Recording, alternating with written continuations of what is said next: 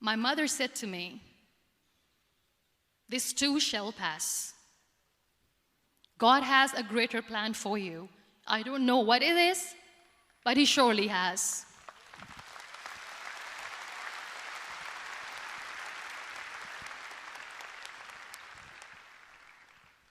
And in all that distress and grief, somehow or the other, those words were so magical that they kept me going.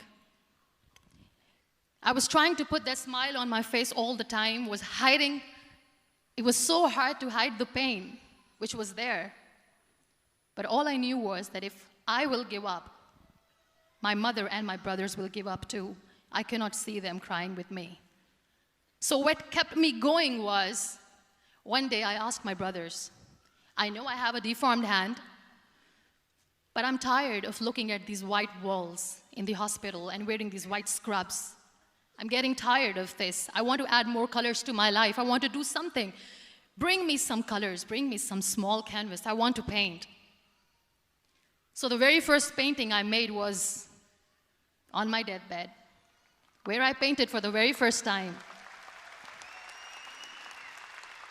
It was not just an art piece or just my passion. It was my therapy. What an amazing therapy it was. Without uttering a single word, I could paint my heart out. I could share my story. People used to come and say, "What lovely painting, so much color." Nobody could see the grief in it. Only I could. So that's how I spent 2.5 months in my hospital, crying, never complaining or whining, but painting. And then I was discharged, and I went back home. And I went back home, and I realized that I have developed a lot of pressure ulcers on my back and on my hip bone. I was unable to sit. There were a lot of infections in my body, a lot of allergies. So doctors wanted me to lie down on the bed straight for not 6 months, for not 1 year, for 2 years.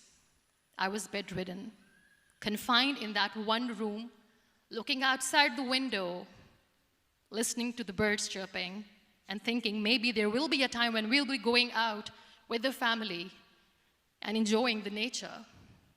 That was the time where I realized how lucky people are, but they don't realize. That is the time where I realized that the day I'm going to sit, I'm going to share this pain with everyone to make them realize how blessed they are, and they don't even consider them lucky. There are always turning points in your life.